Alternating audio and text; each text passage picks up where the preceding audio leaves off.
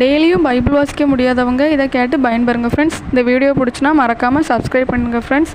இன்றைக்கி வாழ்க்கைக்கு தேவையான இறைவார்த்தையில் என்ன பார்க்க போகிறோம்னா, எரேமியா 9. என் தலை தண்ணீரால் நிறைந்ததாயும் என் கண்கள் கண்ணீரின் ஊற்றுமாயும் இருக்கக்கூடாதா? அப்படியானால் என் மகளாம் மக்களுள் கொலையுண்டோருக்காக இரவும் பகலும் நான் அழுதிருப்பேனே. யூதாவின் தீய வாழ்வு. பாலை நிலத்தில் பயணியர் விடுதி ஒன்று எனக்கு இருக்கக்கூடாதா? நான் மக்களை புறக்கணித்து அவர்களிடமிருந்து சென்று விடலாமே. ஏனெனில் அவர்கள் யாவரும் விபச்சாரிகள், நம்பிக்கை துரோகிகளின் கூட்டம். பொய் பேச தங்கள் நாவை வில்லை போல் அவர்கள் வளைக்கின்றனர். உண்மைக்காக நாட்டில் யாரும் நிமிர்ந்து நிற்பதில்லை. அவர்கள் தீமையிலிருந்து தீமைக்கே சென்று கொண்டிருக்கிறார்கள். என்னையோ அவர்கள் அறிந்து கொள்ளவில்லை என்கிறார் ஆண்டவர். ஒவ்வொருவரும் அடுத்திருப்பவரை பொறுத்தவரை எச்சரிக்கையாய் இருக்கட்டும். எந்த உறவினரையும் நம்ப வேண்டாம், ஏனெனில் எல்லா உறவினரும் ஏமாற்றுபவர் என்பது உறுதி. அடுத்திருப்பவர் அனைவரும் புரணி பேசுகின்றனர். எல்லாரும் அடுத்திருப்பவரை ஏமாற்றுகின்றனர். யாருமே உண்மை பேசுவதில்லை. பொய் பேச தங்கள் நாவை பழக்கியுள்ளார்கள்.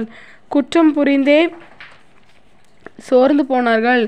நீயோ வஞ்சனை செய்வோர் நடுவில் வாழ்கின்றாய்.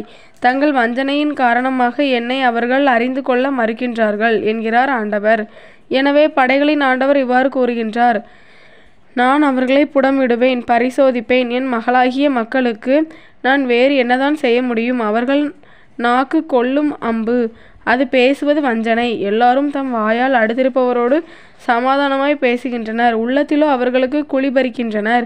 இவற்றின் பொருட்டு நான் அவர்களை தண்டியாமல் விடுவேனோ? இப்படிப்பட்ட ஒரு மக்களினத்தாரை நான் பழிவாங்காமல் இருப்பேனோ என்கிறார் ஆண்டவர். சீயோனில் புலம்பல். மலைகளே, குறித்து அழுது புலம்புவோம். பால்வெளி மேய்ச்சல் நிலத்தின் பொருட்டு ஒப்பாரி வைப்போம். ஏனெனில் அனைத்தும் தீந்து போயின. அவை வழியாய் செல்வோர் யாரும் இல்லை.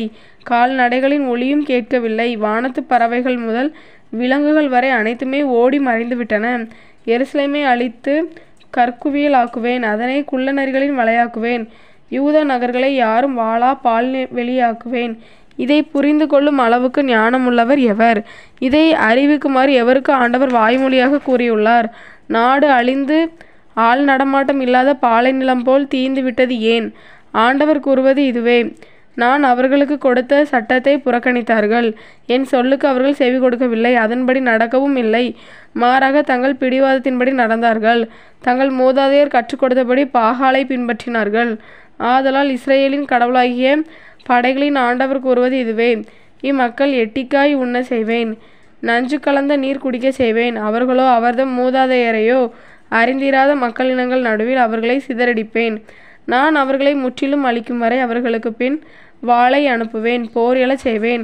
படைகளின் ஆண்டவர் கூறுவது இதுவே: இதோ கேளுங்கள், ஒப்பாரி வைக்கும் பெண்களை வரச் சொல்லுங்கள். அவர்களுள் தேர்ச்சி பெற்றவர்களுக்கு சொல்லி அனுப்புங்கள்.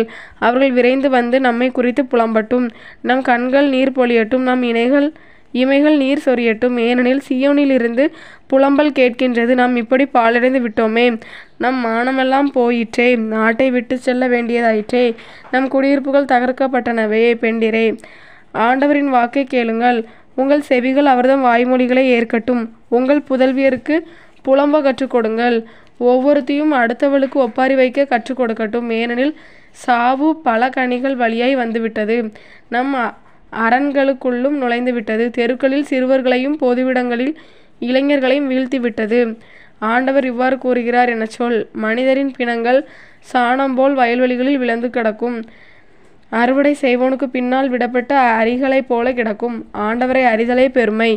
ஆண்டவர் கூறுவது இதுவே: ஞானி தன் ஞானத்தை குறித்து பெருமை பாராட்ட வேண்டாம். வலியவர் தம் வலிமையை குறித்து பெருமை பாராட்ட வேண்டாம். செல்வர் தம் செல்வத்தை குறித்து பெருமை பாராட்ட வேண்டாம். பெருமை பாராட்ட விரும்புவோர் நானே ஆண்டவர் என்பதை அறிந்து புரிந்து கொள்வதிலும், பேரன்போடும் நீதியோடும் நேர்மையோடும் உலகில் நான் செயலாற்றுகிறேன் என்பதிலும் பெருமை பாராட்டுவராக. ஏனெனில் இவற்றில் நான் மகிழ்ச்சி அடைகிறேன் என்கிறார் ஆண்டவர். இதோ நாட்கள் வருகின்றன என்கிறார் ஆண்டவர். அப்போது நான் உடலில் மட்டும் விருத்த சேதனம் செய்திருப்போர் அனைவரையும் தண்டிப்பேன். எகிப்து, யூதா, ஏதோம், அம்மோன், மோவாபு ஆகிய நாடுகளையும் முன் தலையை மலித்து கொள்ளும் பாலை நிலத்தாரையும் தண்டிப்பேன். ஏனெனில் வேற்றினத்தார் யாவரும் விருத்த சேதனம் செய்து கொள்ளாதவர்கள். இஸ்ரேல் வீட்டார் யாவரும் இதயத்தில் விருத்த சேதனம் செய்து கொள்ளாதவர்கள். இது ஆண்டவர் வழங்கும் அருள்வாக்கு. இறைவா, உமக்கு நன்றி.